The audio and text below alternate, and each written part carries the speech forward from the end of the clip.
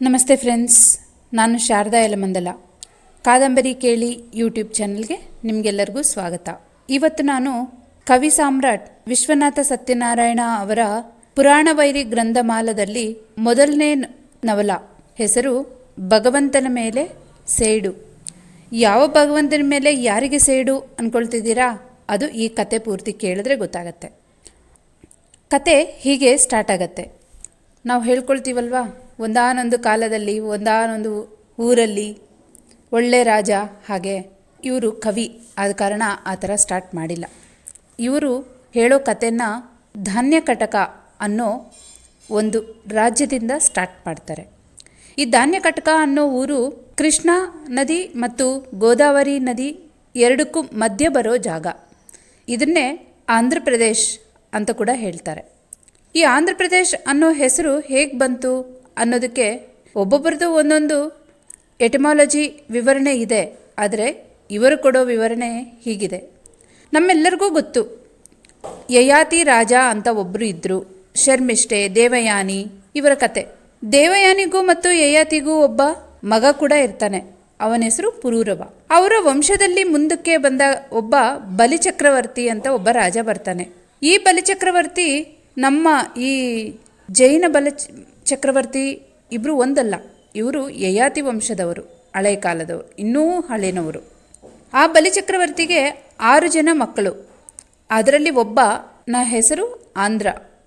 ಈ ಭಾರತ ದೇಶದಲ್ಲಿ ಇರೋ ಭೂಮಿನ ಆಗ ಇದ್ದ ಬಲಿಚಕ್ರವರ್ತಿ ಅಂದರೆ ಭೂಮಿಗೆ ಒಡೆಯ, ಈ ದೇಶಕ್ಕೆ ಈ ಸುತ್ತಲೂ ಇದ್ದ ನಮ್ಮ ಭಾರತ ದೇಶದ ಒಡೆಯ ಅಂತ ಅಂದ್ಕೊಂಡ್ರೆ, ಒಬ್ಬನಿಗೆ ಆಂಧ್ರ ಅನ್ನೋವನಿಗೆ ಈ ಕೃಷ್ಣಾ ಗೋದಾವರಿ ನದಿಗಳ ಮಧ್ಯದಲ್ಲಿ ಇರೋ ಭೂಭಾಗವನ್ನು ಕೊಟ್ಟಿರ್ತಾರೆ.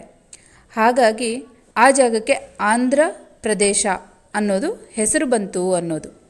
ಇದು ಹೀಗಾದರೆ, ನಾವು ರುದ್ರಮದೇವಿ ಅವರ ಅಮರಾವತಿ ಇದ್ರ ಬಗ್ಗೆ ಎಲ್ಲ ಕೆಲವೊಂದು ರಾಜರ ಮನೆತನಗಳನ್ನು ಓದುವಾಗ ಧಾನ್ಯಕಟಕ ಅನ್ನೋದು ತುಂಬ ಸಲ ಬರುತ್ತೆ. ಆ ಧಾನ್ಯಕಟಕನೇ ಸದ್ಯಕ್ಕೆ ಈಗ ಇರೋ ಅಮರಾವತಿ ಜಾಗ ಅಂತ ಇವರ ಅಭಿಪ್ರಾಯ. ಹಾಗೆ ಕತೆ ಇಲ್ಲೇ ಸ್ಟಾರ್ಟ್ ಆಗತ್ತೆ. ಈ ಊರಲ್ಲಿ ಒಬ್ಬ ರಾಜ ಇದ್ದ. ಅವನ ಹೆಸರು ರೋಮಪಾದ.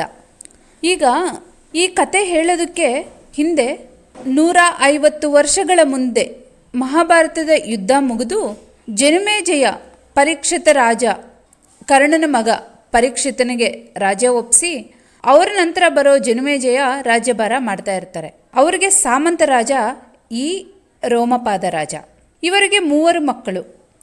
ಜಯಸಿಂಹ ಎರಡನೇವನು, ಮೊದಲನೇವನು ಶ್ರೀಮುಖ, ಮೂರನೇವನು ನಾಗಾರ್ಜುನ. ರೋಮಪಾದನ ಹೆಂಡತಿ ತುಂಬ ಅನುಕೂಲವಂತೆ ಮತ್ತು ತುಂಬ ಒಳ್ಳೆ ಹೆಂಗಸು, ಒಳ್ಳೆ ಮಹಾರಾಣಿ. ಈ ಕತೆ ಸ್ಟಾರ್ಟ್ ಆಗೋದು ರೋಮಪಾದ ಮಹಾರಾಜ ವಾನಪ್ರಸ್ಥ ಮಾಡಬೇಕು ಅಂತ ಅಂದ್ಕೊಳ್ತಾರೆ. ಈ ರೋಮಪಾದ ಮಹಾರಾಜ ತುಂಬ ಒಳ್ಳೆ ರಾಜ, ಜನಪ್ರಿಯ ರಾಜ ಅಂತ ಹೇಳ್ಕೊಳ್ಬೇಕಾದ್ರೆ ಆ ರಾಜ್ಯದಲ್ಲಿ ಇರೋ ಪ್ರತಿಯೊಬ್ಬರಿಗೂ ದುಡ್ಕೊಂಡು ತಿನ್ನೋ ಅವಕಾಶ ಮತ್ತು ಅವರ ಮೂಲ ಸೌಕರ್ಯಗಳನ್ನು ಅನುಕೂಲವಾಗಿ ಮಾಡಿಕೊಡುವಂಥವನೇ ಒಳ್ಳೆ ರಾಜ. ಆ ನಿಟ್ಟಿನಲ್ಲಿ ರೋಮಪಾದ ಮಹಾರಾಜ ತುಂಬ ಒಳ್ಳೆ ರಾಜ, ತುಂಬ ಜನಪ್ರಿಯ ರಾಜ. ಇವನಿಗೆ ವೈದಿಕ ಧರ್ಮವನ್ನು ತುಂಬ ಅವಲಂಬಿಸಿರ್ತಾರೆ ಮತ್ತು ಯೋಗಶಾಸ್ತ್ರದ ಬಗ್ಗೆ ತುಂಬ ಒಳ್ಳೆ ಅಭಿಪ್ರಾಯ, ತುಂಬ ಕೆಲಸಗಳನ್ನು ಮಾಡ್ತಾರೆ. ಹಾಗೆ ಇವರು ತುಂಬ ನೀತಿವಂತರು, ಧರ್ಮಿಷ್ಠರು. ಈ ಧರ್ಮಿಷ್ಠರಾದ ಕಾರಣ ವರ್ಣಾಚರಣೆ ಪಕ್ಕಾ ಮಾಡ್ತಾರೆ. ಇವರಿಗೆ ನಮಗೆಲ್ಲ ಗೊತ್ತಲ್ವಾ ವರ್ಣಗಳು: ಬಾಲ್ಯ, ಯೌವನ, ಸಂಸಾರ, ವಾನಪ್ರಸ್ಥ. ಈ ಮೊದಲನೇ 3 ಆಶ್ರಮಗಳು, ವರ್ಣಾಶ್ರಮಗಳು ಅಂತಾರೆ. ಈ 3 ಆಶ್ರಮಗಳನ್ನ ಮುಗಿಸಿ ಕೊನೆಗೆ ವಾನಪ್ರಸ್ಥಕ್ಕೆ ಹೋಗಬೇಕು ಅನ್ನೋದು ಅವರ ಇಚ್ಛೆ. ರಾಜ್ಯ ಬಿಟ್ಟು ಕಾಡಿಗೆ ಹೋಗಬೇಕು, ಧ್ಯಾನ ತಪಸ್ಸು ಮಾಡಿಕೊಡ್ಲಿಕ್ಕೆ.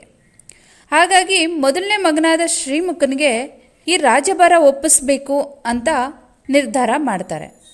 ಈ ನಿರ್ಧಾರಕ್ಕೆ 6 ವರ್ಷದ ಮುಂಚೆ ಒಬ್ಬ ಜಯದ್ರಥ ಅನ್ನೋನು ರಾಜನಿಗೆ ಕೇಳ್ಕೊಳ್ತಾನೆ, ನಾನು ಈ ರಾಜ್ಯದಲ್ಲಿ ಉಳ್ಕೊಳ್ಬೇಕು ಅಂತ. ಅವನಿಗೆ ಉಳ್ಕೊಳ್ಳಿಕ್ಕೆ ಜಾಗ ಮಾಡಿಕೊಡ್ತಾರೆ, ದುಡ್ಕೊಂಡು ತಿನ್ನೋಕ್ಕೆ ಮಾಡಿಕೊಡ್ತಾರೆ. ಹಾಗಂತ ರಾಜನಿಗೆ ಸಂಬಂಧಿಸಿದ್ದ ಯಾವುದೇ ಕೆಲಸಗಳಲ್ಲಿ ಆಗಲಿ ಅಥವಾ ರಾಜ್ಯದ ಆಂತರಿಕ ವಿಷಯಗಳಲ್ಲಿ ಮೂಗು ತೂರಿಸುವಂಥದ್ದಾಗಲಿ ಎಲ್ಲೂ ಏನೂ ಮಾಡಿಕೊಡಲ್ಲ. ಒಂದು ಅಲ್ಲಿರೋ ಸತ್ರದಲ್ಲಿ ಊಟ ಮಾಡ್ಬೋದು, ಆ ಉದ್ದೇಶದಲ್ಲಿ ಇರ್ಬೋದು. ಈ ಜಯದ್ರಥ ಖಡ್ಗ ವಿದ್ಯೆ ಮತ್ತು ಆಗಿನ ಕಾಲಕ್ಕೆ ಯೂಸ್ ಮಾಡ್ತಿದ್ದಂಥ ಕತ್ತಿ ವರಸೆಯಲ್ಲಿ ತುಂಬ ನಿಪುಣ. ಇವನಿಗೆ ಆ ವಿಷಯ ಯಾರಿಗೂ ಹೇಳೋದಿಲ್ಲ. ಇದು ಒಂದು ಕಡೆಗಾದರೆ, ಶ್ರೀಮುಖ ರೋಮಪಾದ ಮಹಾರಾಜನ ಮೊದಲನೇ ಮಗ. ಅಪ್ಪನಂತೆ ಒಳ್ಳೆಯವನು. ಅವನಿಗೆ ವೈದಿಕ ಧರ್ಮವನ್ನು ಆಚರಿಸ್ತಾ ಇರ್ತಾನೆ ಮತ್ತು ಯೋಗದಲ್ಲಿ ತುಂಬ ಹೆಸರುವಾಸಿಯಾಗಿರ್ತಾನೆ. ಇವನ ಪರ್ಸ್ನಾಲಿಟಿ ಎಂಥದ್ದು ಅಂದರೆ, ಸಾಹಸ ಮಾಡೋದು ಇವನಿಗೆ ಹಾಬಿ. ಹಾಗೆ ಹೊಸ ಹೊಸ ವಿಷಯ, ಹೊಸ ಹೊಸ ಪ್ರದೇಶಗಳನ್ನು ನೋಡಬೇಕು, ತಿಳ್ಕೋಬೇಕು ಅನ್ನೋದು ಯಾವಾಗಲೂ ಅವನಿಗೆ ಉತ್ತೇಜ ಕೊಡ್ತಾ ಇರುತ್ತೆ. ಎರಡನೇ ಅವನು ಜಯಸಿಂಹ.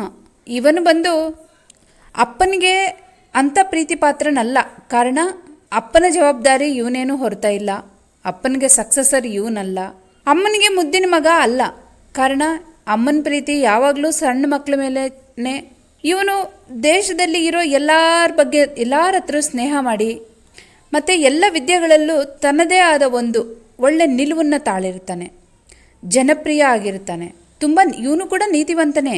ಇವನಿಗೆ ಖಡ್ಗವಿದ್ಯೆ, ಕತ್ತಿವರಸೆ ತುಂಬ ಚೆನ್ನಾಗಿ ಬರುತ್ತೆ. ಆ ರಾಜ್ಯದಲ್ಲಿ ಇವನು ಎದುರಿಗೆ ಈಕ್ವಲ್ ಆಗಿ ನಿಲ್ಲೋ ಅಂಥವ್ರು ಯಾರೂ ಇರೋದೇ ಇಲ್ಲ. ನಾಗಾರ್ಜುನ ಮೂರನೇ ಮಗ, ಅಮ್ಮನ ಪ್ರೀತಿಯ ಮಗ. ಇವನ ಮನಸ್ಸಲ್ಲಿ ಏನಿದೆ ಅಂತ ಯಾರಿಗೂ ಗೊತ್ತೇ ಆಗಲ್ಲ. ಇವನೊಂಥರ ಒಳಗೊಂದು ಹೊರಗೊಂದು. ಇವನ ಮನಸ್ಸಲ್ಲಿ ವಾಮಾಚಾರ, ಮಂತ್ರ, ತಂತ್ರ ಇದ್ರ ಬಗ್ಗೆ ಎಲ್ಲ ಒಲವಿರುತ್ತೆ. ಮೇಲುಗಡೆಗೆ ವೈದಿಕ ಧರ್ಮವನ್ನು ಆಚರಿಸೋನ ಹಾಗೆ ಕಾಣ್ತಾನೆ. ಅಣ್ಣ ದೊಡ್ಡವನಾದ ಕಾರಣ ಅವನಿಗೆ ರಾಜ್ಯಭಾರ ಸಿಗುತ್ತೆ ಅನ್ನೋ ಹೊಟ್ಟೆ ಕಿಚ್ಚು ಮನಸ್ಸಲ್ಲಿರುತ್ತೆ. ಹೊರಗಡೆಗೆ ಅಣ್ಣನಿಗೆ ಪಟ್ಟಾಭಿಷೇಕ ನಡೀತಿದೆ ಅಂತ ಹೇಳಿ ಇವನು ಖುಷಿ ಪಡ್ತಾನೆ. ಇದು ಇವನ ಪರ್ಸ್ನಾಲಿಟಿ. ಶ್ರೀಮುಖನ ಹೆಂಡತಿ ತುಂಬ ಒಳ್ಳೆಯವಳು. ಅವಳ ಹೆಸರು ಕಾಲಿಂದಿ. ಜಯಸಿಂಹನ ಹೆಂಡತಿ ಹೆಸರು ಭಾಮ. ಇವಳು ಗಂಡನಿಗೆ ತಕ್ಕ ಹೆಂಡತಿ. ನಾಗಾರ್ಜುನನ ಹೆಂಡತಿ ಹೆಸರು ನೀಲ. ಇವಳು ಅವನಿಗೆ ತಕ್ಕ ಹೆಂಡತಿನೇ. ಇಲ್ಲಿ ಈ ಕಾದಂಬರಿಯಲ್ಲಿ ಮ್ಲೇಚ್ಛರು ಅನ್ನೋ ಹೆಸರು ಪದೇ ಪದೇ ಬರುತ್ತೆ. ಮ್ಲೇಚ್ಛರು ಅಂದರೆ ಯಾರು? ಇವರು ವೈದಿಕ ಧರ್ಮವನ್ನು ಆಚರಿಸದೇ ಇರೋರು. ಇವರು ಬೇರೆ ಯಾರೂ ಅಲ್ಲ. ನಮ್ಮ ದೇಶದಲ್ಲಿ ವೈದಿಕ ಧರ್ಮದಲ್ಲೇ ಇದ್ದು ಕಾರಣಾಂತರಗಳಿಂದ ನಮ್ಮ ದೇಶವನ್ನು ಬಿಟ್ಟು ಹೊರಗೋಗಿ ಅವರು ಅಲ್ಲಿನ ಬುಡಕಟ್ಟು ಜನಾಂಗದ ಜೊತೆಗೆ ಸೇರಿ ಹೊಸ ಹೊಸ ಆಚರಣೆಗಳನ್ನ ಕಲಿತು ವೈದಿಕ ಧರ್ಮವನ್ನು ಮರೆತು ಹೋದ ಮೇಲೆ ಕೆಲವೊಂದು ಹಲವಾರು ತಲೆಮಾರುಗಳನ್ನು ಕಳೆದ ಮೇಲೆ ಅವರು ಮ್ಲೇಚ್ಛರಾಗೆ ಉಳ್ಕೊಳ್ತಾರೆ. ಅವ್ರಿಗೆ ನಾವು ಭಾರತ ದೇಶದವ್ರಿಗೆ ಸಂಬಂಧಿಸಿದವರು ಅಂತಾಗಲಿ, ವೈದಿಕ ಧರ್ಮವನ್ನು ಆಚರಿಸ್ತಾ ಇದ್ದವು ಅಂತಾಗಲಿ ಏನೋ ಅವ್ರಿಗೆ ಗೊತ್ತಿರುವುದಿಲ್ಲ. ಆ ಥರದ್ರಲ್ಲಿ ಒಬ್ಬಳಾದ ಸೇವಕಿ ಹತ್ರ ಬೆಳೆದಿರ್ತಾಳೆ ಈ ನಾಗಾರ್ಜುನನ ಹೆಂಡತಿ.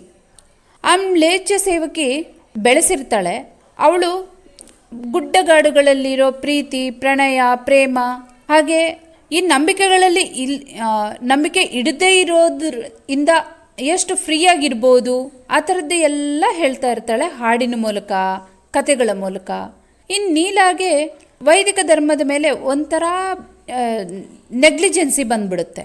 ಹೀಗೆ ಇರುವಾಗ ಒಂದು ಸತಿ ಜಯದ್ರಥ ಶ್ರೀಮುಖನ್ನ ಮೀಟ್ ಮಾಡ್ತಾನೆ.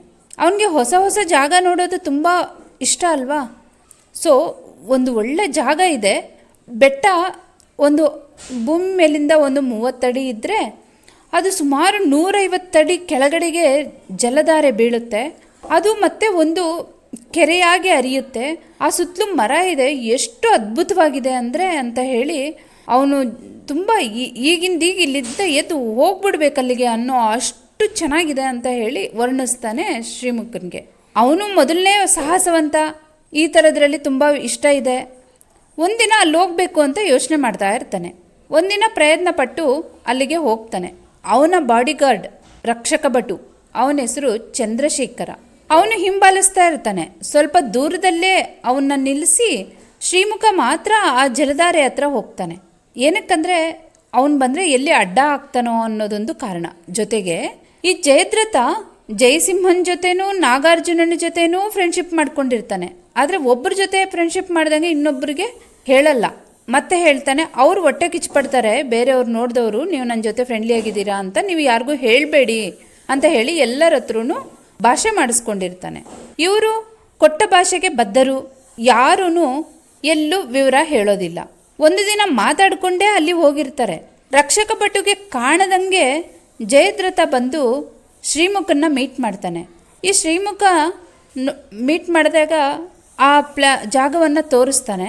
ತುಂಬ ಖುಷಿ ಪಡ್ತಾನೆ ಶ್ರೀಮುಖ. ನೋಡಿ ತುಂಬ ಸಮಾಧಾನ ಆದ್ರೂ ಶ್ರೀಮುಖನಿಗೆ ವೈದಿಕ ಧರ್ಮ ಆಚರಣೆ ಮಾಡೋದ್ರಿಂದ ಇವನು ಸಾಯಬೇಕು ಅನ್ನೋದು ಜಯದ್ರಥನ ಆಸೆ. ಆದರೆ ಅವನಿಗೆ ಹೇಗೆ ಸಾಯಿಸಬೇಕು, ಯಾರಿಗೂ ಗೊತ್ತಾಗಬಾರ್ದು ಇವನು ಸಾಯಿಸಿದ್ದೀನಿ ಅಂತ. ಆದರೆ ಅವನು ಸಾಯಬೇಕು. ಇವಾಗ ಏನು ಮಾಡ್ತಾನೆ, ಆ ಜಲಧಾರೆ ಬೀಳ್ತಾ ಇದೆಯಲ್ಲ ಆ ಕೆಳಗಡೆ, ಆ ಕಡೆ ಕಲ್ಲಿದೆಯಲ್ಲ ಅಲ್ಲಿ ಕೂತ್ಕೊಂಡ್ರೆ ನೋಡು, ಅಲ್ಲಿ ಮೇಲಿಂದ ಬೀಳೋ ನೀರಿನ ತುಂತುರು, ಆ ನೀರು ಕೆಳಗಿನ ನೀರೊಳಗೆ ಬಿದ್ದಾಗ ಮೇಲಕ್ಕೆ ಏಳೋ ಆ ತುಂತುರು ಬೀಳ್ತಾ ಇದ್ದರೆ ಮೈ ತುಂಬ ರೋಮಾಂಚನ ಆಗುತ್ತೆ, ಎದ್ದು ಬರಬೇಕನ್ಸಲ್ಲ ಅಂತ ಹೇಳಿ ತುಂಬ ಹೊಗಳ್ಬಿಡ್ತಾನೆ. ಎಷ್ಟು ಹೊಗಳ್ತಾನೆ ಅಂದರೆ ಅವನಿಗೆ ಅಲ್ಲಿ ಹೋಗಬೇಕು ಅನ್ನೋ ಆಸೆಯನ್ನು ಬಲಿಯಪಡಿಸಿ, ಸರಿ ಹೋಗೋಣ ಬಾ, ಮತ್ತೆ ನಿನ್ನ ರಕ್ಷಕ ಭಟ್ಟು ಕಾಯ್ತಾ ಇದ್ದಾನೆ, ಈ ಕಡೆನೇ ನೋಡ್ತಾ ಇರ್ತಾನೆ ಅಂತ ಹೇಳ್ಕೊಂಡು ಹೊರಟೋಗ್ತಾನೆ. ಜಯದ್ರಥನಿಗೆ ಗೊತ್ತು ಶ್ರೀಮುಖ ಖಂಡಿತವಾಗ್ಲೂ ಕೆಳಗಿಳಿತಾನೀಗ ಅಂತ. ಅಲ್ಲಿ ಇಳಿದು ಹೋದರೆ ಮೇಲೆ ಬರೋಕ್ಕೆ ತುಂಬ ಕಷ್ಟಕರವಾದದ್ದು. ಅಲ್ಲಿಗೆ ಹೋಗೋದೇ ಕಷ್ಟ. ಅಲ್ಲಿಗೆ ಹೋಗಲಿಕ್ಕೆ ಬೇರೆ ದಾರಿ ಏನೂ ಇಲ್ಲ. ಅಲ್ಲಿ ತುಂಬ ದೊಡ್ಡ ದೊಡ್ಡ ಬಲವಾದ ಮರಗಳಿದ್ದಾವೆ. ಆ ಮರಗಳ ಬೇರುಗಳನ್ನು ಆಸರೆ ಮಾಡಿಕೊಂಡು ಮಾತ್ರ ಹೋಗಬೇಕು. ಯಾವುದಾದ್ರೂ ಏನಾದರೂ ಅದು ಎಡವಟ್ಟಾಯಿತು ಅಂದರೆ ಪ್ರಾಣ ಹೋಯಿತು.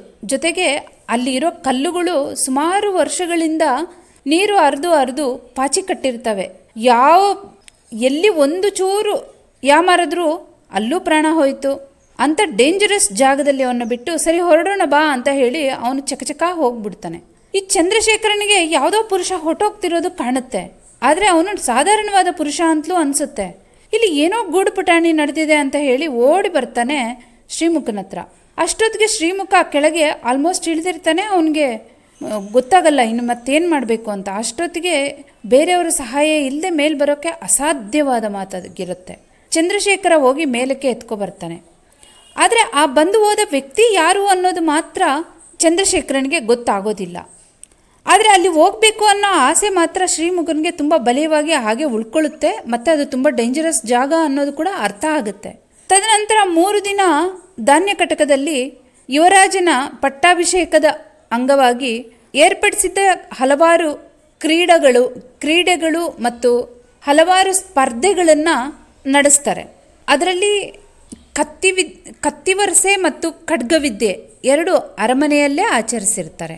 ಇಲ್ಲಿ ಏನು ನಡೆಯುತ್ತೆ ಅನ್ನೋದನ್ನು ಮುಂದಿನ ಭಾಗದಲ್ಲಿ ಹೇಳುತ್ತೀನಿ. ನಿಮಗೆ ಈ ಕತೆ ಹೇಳೋ ರೀತಿ ಅಥವಾ ಈ ಕತೆ ಇಷ್ಟ ಆದರೆ ಈ ಚಾನಲ್ಗೆ ಸಬ್ಸ್ಕ್ರೈಬ್ ಆಗಿ, ಲೈಕ್ ಮಾಡಿ, ಹಾಗೆ ಶೇರ್ ಮಾಡಿ. Thank you so much. Space available. Pause recording.